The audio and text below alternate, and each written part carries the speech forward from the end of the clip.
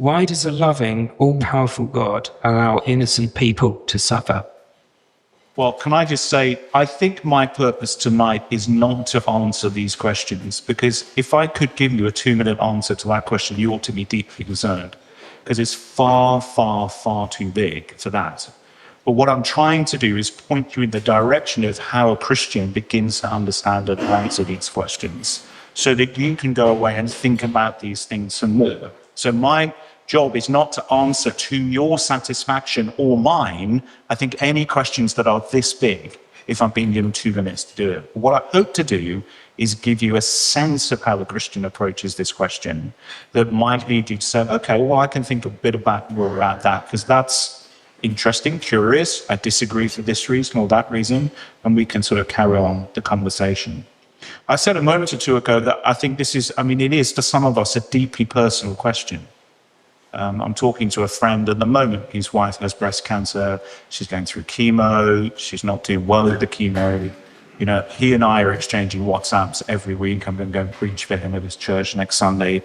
You know, he and his wife are really going through a lot. It's a very, very personal question to them. It might be to you.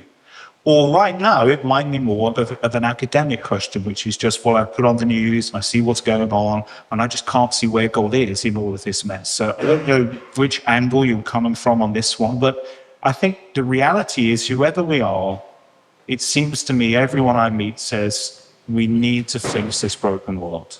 So you could go the John Lennon kind of imagine approach, which is where you want to push religion out altogether because you see it as part of the problem. Or you might try to answer it from a deeply Christian perspective, where you're going to say, actually, it needs God to come and fix a broken world. But that's what I like about this question, is that it seems to me we're each of us saying there's a problem here. And I want to say to you, that's not altogether obvious that we should think of something as a problem, depending on our worldview.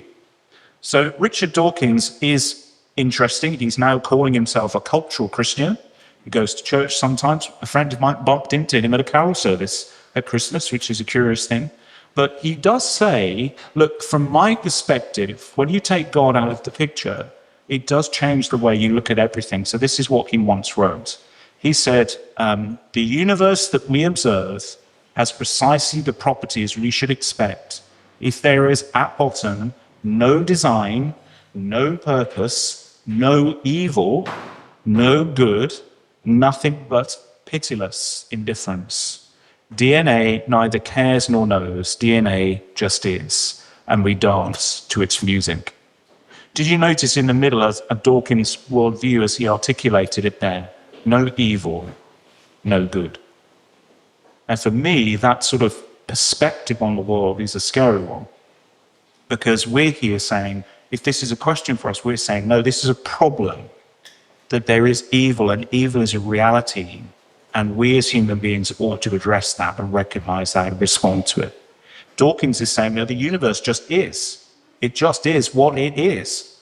And some people are going to get lucky, and some people are not. Some people are going to get away with murder. Some people are going to die of bone cancer at age 9 years of age. And it just is. And you just have to take it as that. But I think we can't, and the Bible tells us, as I just suggested a moment or two ago, that we recognize the problem because this was not the world that God created. The world we live in now was not the world that God created. That's chapter 1 of the Bible, everything that God made was good. And the world that we live in is not the world that one day will be brought about by God. So we hope for a perfectly restored world. So it can't be as it is if we recognize the world once upon a time was good. In other words, it hasn't always been this way. And we can't settle for what it is if we believe that one day God is going to put everything right.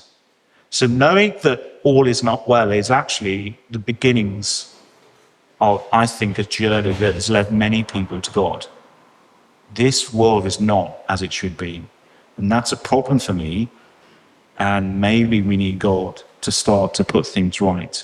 Which brings us back to the argument, which is, why would God allow suffering to happen? Well, if we are in a world that's in deep rebellion against him, and we're fighting not only him but one another, if our world is broken, then we will experience the reality of that pain and suffering as we damage each other and as we live in a messed up and broken world. But God can use that suffering and that pain to actually bring us to new desires where we start to hope for the world that he will one day make.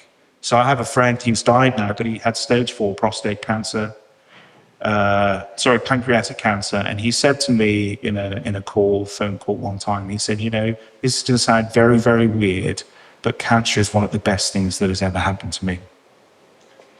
And I was like, whoa, that is really?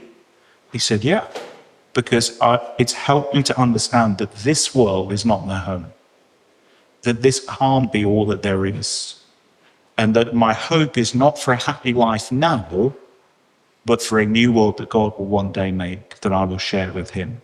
So in other words, the hope of heaven, you might say, to use a Christian language, the hope of heaven began to grow in him more and more, because he realized that his time in this world was coming towards an end.